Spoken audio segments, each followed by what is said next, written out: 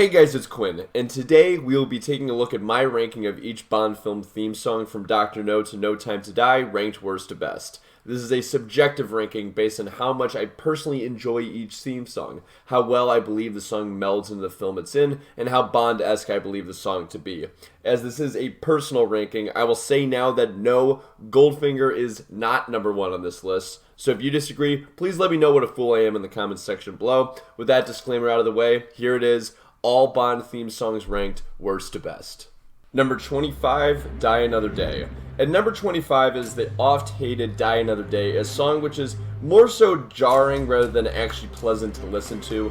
Innuendos about Sigmund Freud in the middle of the song cap off what is already just a bizarre song with a pop tune that has no business in a Bond movie.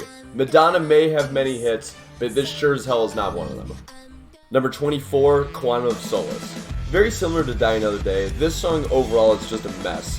One must give credit to a pretty entertaining opening few seconds filled with guitar riffs and trumpets, but it quickly falls apart as poor vocals on the part of Jack White and Alicia Keys ruin a song which initially at least had some promise. Number 23, Spectre.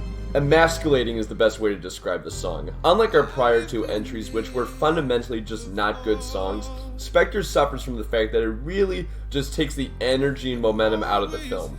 I enjoy the instrumentals, but Writings on the Wall, the official name for Spectre's theme song, begs the listener to feel pensive rather than energetic, for an action film that is just not the desired tone. Number 22, You'll Only Live Twice. Similar to Spectre, You Only Live Twice is a very lovely song. However, the song sounds like a single from the Mamas and the Papas, who made California Dreamin', rather than a Bond theme. The theme is a soft melody, but it feels like a step backwards when compared to its contemporaries in the otherwise bombastic Connery era. Number 21, For Your Eyes Only. Well, if you're starting to notice a pattern here, For Your Eyes Only is another slow, frankly boring song. Though technically sound, there is just not that much soul to the end product of this song. Much like the film itself, the theme for For Your Eyes Only is bland. In a series which is full of great tunes, that necessitates it slipping down the list pretty significantly. Number 20, The Man with the Golden Gun. Bombastic as just about any song in the series, and serving as the ground rock for one of the best musical scores in the entire series, The Man with the Golden Gun is ultimately just a very silly song. I will admit that I do have a soft spot for it. I find the opening 10 seconds to be among the best of any in the series, but when you have groundbreaking lyrics such as, The man with the golden gun, his eye may be on you or me, who will he bang, we shall see. With lyrics like that, it's hard to crack the top 20 in this list. Number 19, No Time to Die. To me, this song is a slight improvement over For Your Eyes Only, though it is nothing spectacular. Billie Eilish, though she hits every note spectacularly, really never mixes it up in this song. It's just kind of monotone the entire time. Very similar to Spectre, this song overall is just very low energy.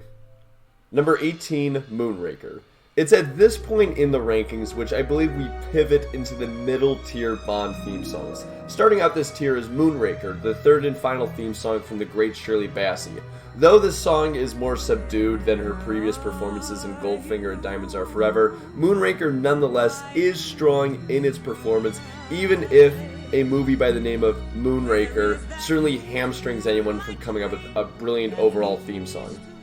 Number 17, Tomorrow Never Dies. This is just a typical 90s song. To put it bluntly, I don't really enjoy 90s music that much. Couple that with the fact that the rejected theme song for this film, Surrender by Katie Lang, is a much better song than the actual theme song, and this feels just more like a wasted opportunity than a bona fide Bond classic. It's certainly upbeat, but incredibly surface level.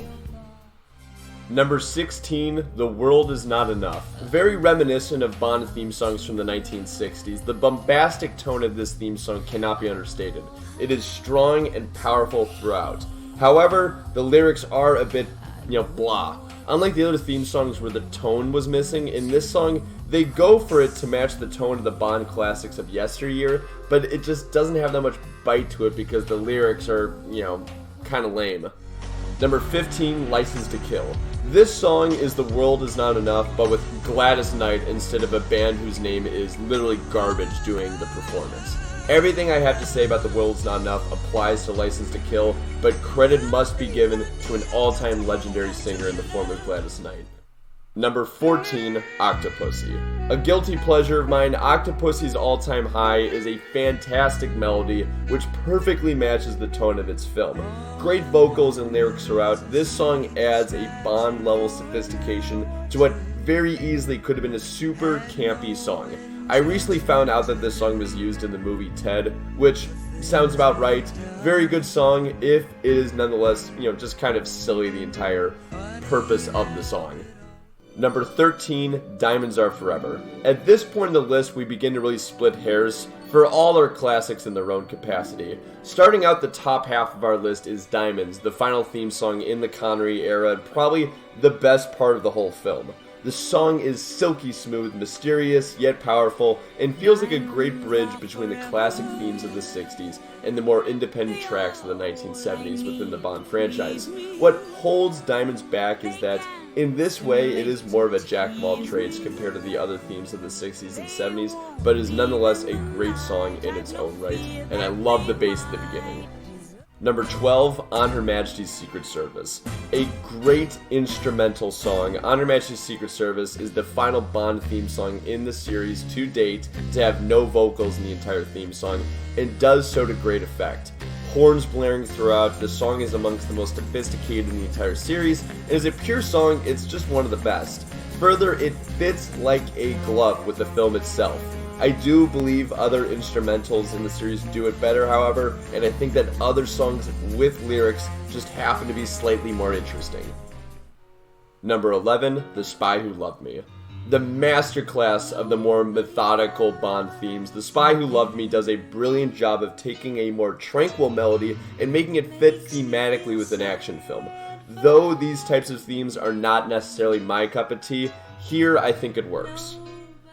Number 10, The Living Daylights. Much like the film itself, it is my understanding that I enjoy this theme song more than audiences writ large. I mean, the reasons are clear. It's a very exciting song, works perfectly with the film itself, and serves as an excellent representation of music during the late 80s. To me, this theme song is just a worse version of A View to a Kill, one of the very best in the series, and a theme that we will get to later in this video. Number 9, Goldeneye. Tina Turner in Goldeneye combines the excellent vocals of that of Gladys Knight in License to Kill with the lyrical ballad which sets the tone for a new era of Bond. Goldeneye is a classic, classy theme, and though it may not be as bombastic as some of the best from the 1960s, it nonetheless matches the powerful tone of the film without being overbearing. It only slips in this list for I believe it to be less memorable than the remaining songs on our list. Number 8, From Russia with Love. Maybe it's my own personal bias having used to play in an orchestra as a kid, but I find From Russia with Love to be the most beautiful song in the entire series. Though the lack of lyrics obviously reduces its longevity as a culturally significant song to the public, I have never met a Bond fan who really just didn't enjoy this song. It embodies the suave nature of early day Bonds and sets the tone early for one of the great Cold War classics of all time. Lack of lyrics aside, it's a brilliant song. Number 7, Casino Royale. This theme has grown on me significantly throughout the years. Somehow as a kid I never really liked the song, but as I've grown older I've come to appreciate just how hard it goes. It's a straight up rock song and serves as a perfect intro to the Craig era to come. Number 6, Skyfall. There's a reason the song won an Oscar, and yes, I am aware that For Your Eyes only did as well, even though I canned that song, but Skyfall is the Shirley Bassey classic for the 21st century, and probably the most emotional song in the entire series. A classic both for fans and the public alike, it is easily the best modern Bond theme song. Number 5, Thunderball. If you want a classic Bond theme, look no further than Thunderball. Strong vocals, over-the-top lyrics, bombastic music accompaniment. You have it all here. I'll be honest, I think it's a better song than our next selection. Personally, I enjoy it more. But one does have to give credit to the OG over-the-top Bond theme song, which is our next pick. Number 4, Goldfinger. Out of pure respect alone, this one has leapfrogged number 5 in the form of Thunderball. Perhaps the most famous Bond theme in the series, it is everything Thunderball has to offer, but made 1 year prior. The classic lyrics combined with an ageless performance from Shirley Bassey set the hallmark for theme songs in films for the rest of film history. Goldfinger is iconic, and as a pure Bond theme, is as good as we will ever get. How then is it only number 4? Well, let's find out what our remaining 3 are, which I think are all pure classics in their own right. Number 3, Live and Let Die. If the Bond series wasn't films, but instead was just an album of 25 songs, this would be the headliner. As a pure song, Live and Let Die is the most well-known outside of Bond. A classic in the repertoire of an already legendary career for Paul McCartney, Live and Let Die is a masterclass of a song which just so happens to be in a Bond film. We're lucky as fans, frankly, that we could claim this song as our own, for it's a classic of classic rock in general. Number 2, A View to a Kill. In the Hall of Fame career of Duran Duran, I always come back to A View to a Kill as perhaps my favorite song of theirs. It is clearly a Bond theme, but serves as a high-octane rock theme song that is perfect for the 1980s. It is everything The Living Daylights attempts to be and executes it to perfection.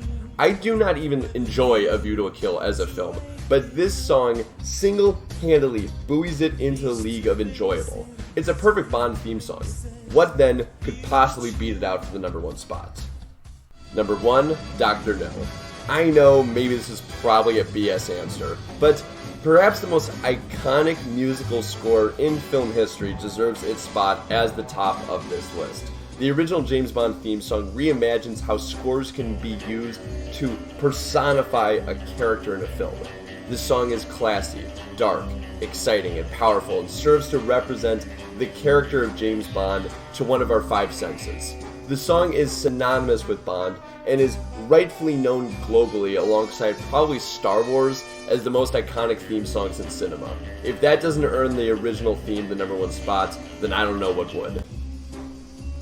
So that's my ranking. What do you all think? Was I a little bit too harsh on some of the more methodical Bond theme songs? Was I a little bit overly aggressive in how we ranked Live and Let Die and A View to a Kill? Whatever it may be, let me know in the comments section below. And as always, like, share, comments, and subscribe, and I'll see you guys next time. Ciao.